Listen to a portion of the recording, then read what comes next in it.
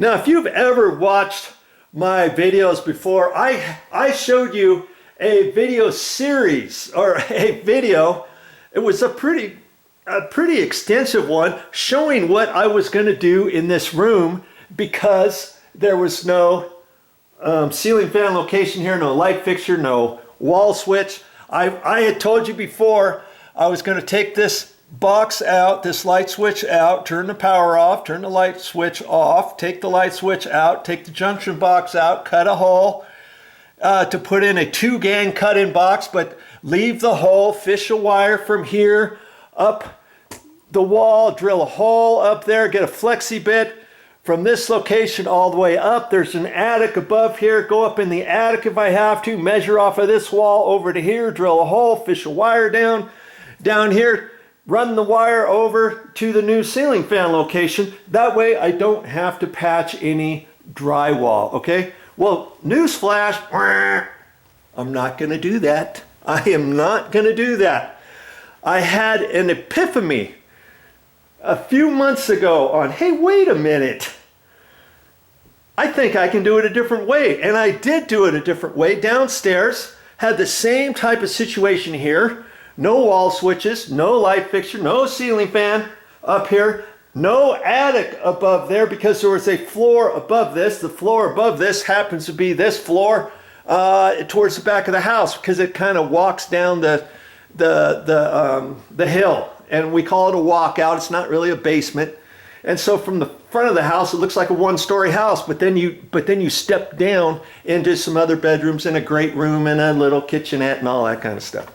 Okay, but there was no attic up there, down there, and I was like, how am I going to do it without cutting holes in the drywall ceiling, in the wall, fishing the wire, trying to find a wire and hoping that there was power at the wall switch, because sometimes there's not.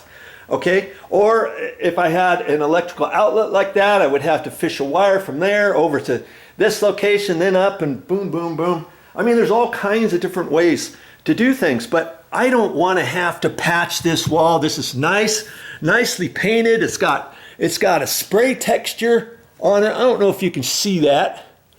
But anyways, I didn't want to have to do any patching, doing any spray texturing, doing any priming, doing any painting, and up on the ceiling, I also see that there's spray texture up there too. It's not a smooth wall finish by any means, and I just don't want to have to do all that. So what can I do? Have you thought about this? Have you thought about everything up here?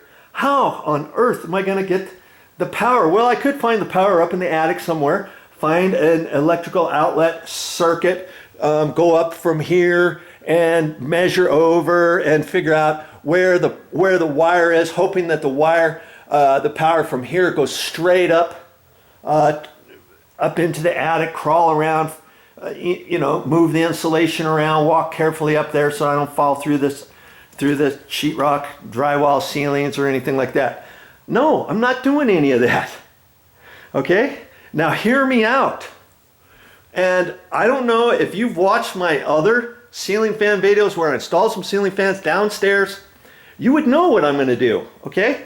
But if you didn't watch that, you might want to watch this video series. And just because I have those videos on my channel and on different courses doesn't mean I shouldn't make a video of this, because I never know what I'm going to say on one video series as opposed to another one.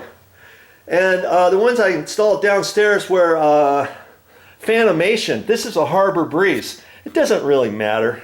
This one happens to be a 52 inch. The one downstairs was a 52 inch. If you had a smaller bedroom, you could go with a 48, 44. I mean, they have different sizes. They even have one a 60 inch. They have one up that even goes higher than that. Why did we choose the Camden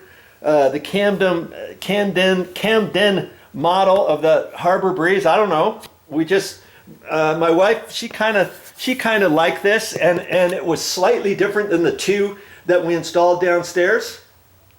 And so I thought, okay, fine. Let's put this one up here. And the coloring of it kind of is the coloring of the lamps in this room to a certain extent. I mean, not 100%, but it also has this nickel type finish. I don't even know if that's nickel. It might be kind of a pewter color, but we've got chrome little handles for the door, the closet door. Here's a brushed chrome or brushed nickel, you might want to call it. And you just have to kind of look at your surrounding areas and see what you're going to use. I see this is kind of a darker color for the window shade pole. Okay, we've got a dark TV in here. We've got dark furniture in here. I think it's going to blend in fine.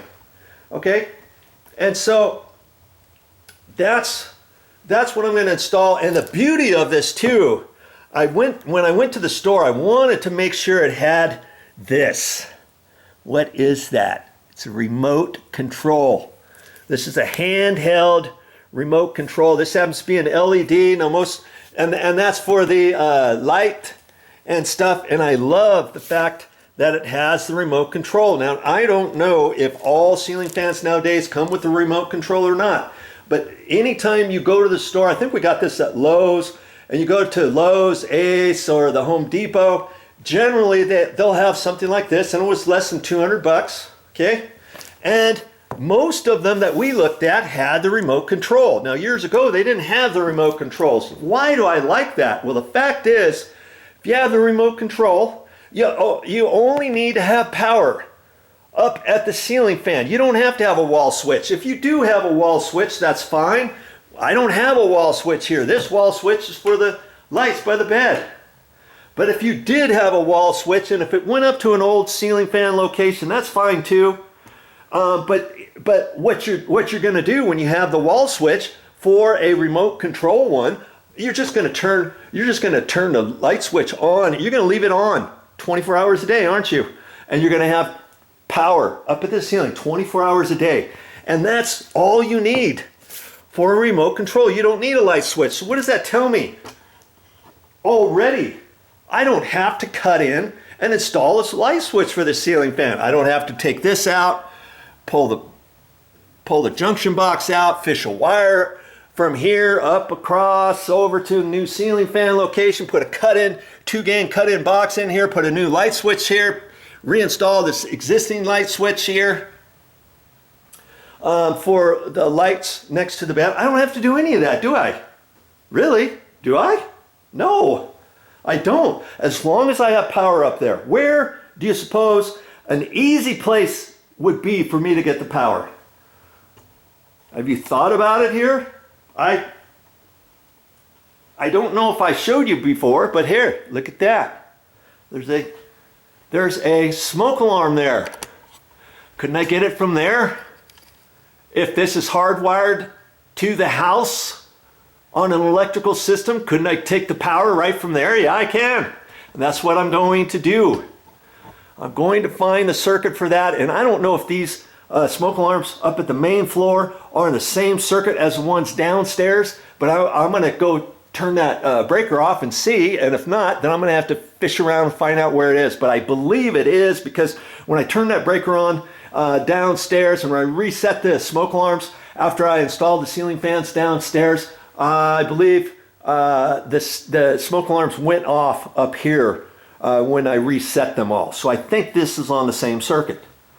Okay, the power, it doesn't take much power. It takes like enough power to run a light bulb as it does a ceiling fan. I read years ago somewhere on the internet, and I thought, wow, it doesn't really take much power at all. I'm not going to be taking that much power from this existing circuit, and that circuit happens to be a 15 amp circuit with 14 gauge wiring on it.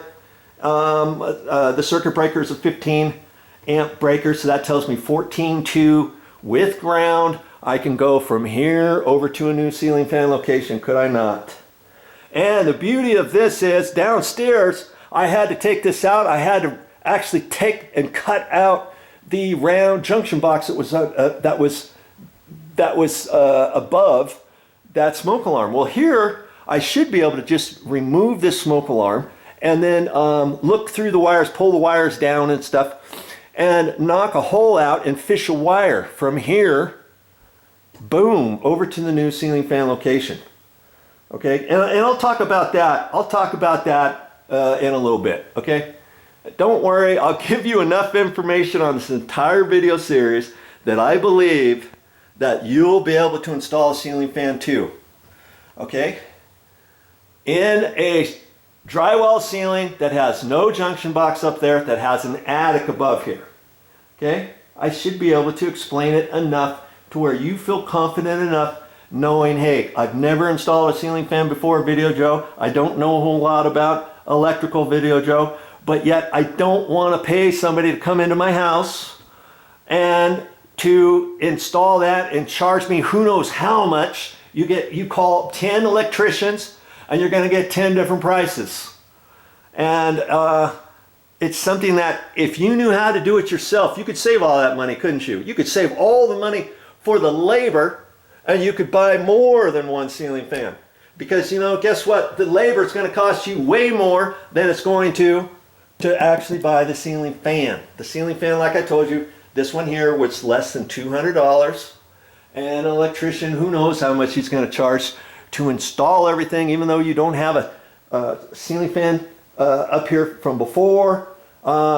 He's going to make it sound like, oh yeah, it's labor intensive, it's going to take way longer to do it. He may even tell you he's got to put a wall switch in, and then he may even have to tell you, oh, I might not be able to get up through here because it's a 10-foot wall, there's fire blocks here, I may not be able to fish the wire up, drill a hole through the fire block, and then drill a hole through your double top plate. Okay, and then he's got to walk around in your ceiling. You got to hope that he doesn't fall through, and he's got to get up in there and come down and all that kind of stuff. And maybe he's going to tell you, hey, I'll do it for you, but it's going to cost you. It might cost you $750 or more, or a little less. Like I said, you get 10 guys out here, they're going to give you 10 different costs. Okay, but if you could do it yourself, wouldn't you rather do it yourself? And what I always say to viewers is, hey, I'm not going to show you anything I think you can't do. So that's why I'm making this video series, because I happen to think you can install this ceiling fan too. Okay, I'm just an average Joe. I'm not a professional electrician, a professional guy who installs ceiling fans every single day, or 10 a month, or 25 a month, or 30 a year. No, I only install them when I have to, but I know how to do it, and every time I get done, it looks like a professional installed the ceiling fan. Okay, and so that's why I think you can do it yourself. So stick around, and as a matter of fact, I'm going to take you downstairs really quick, show you the two that I just installed, so you can see that I guess VideoJoe can help me after all. Okay, that's coming up next. Can you believe that? I got 1 minute left on my SIM card of this whole thing. I thought I'd had plenty of time, but hey, if I can do it, you can do it. Remember that.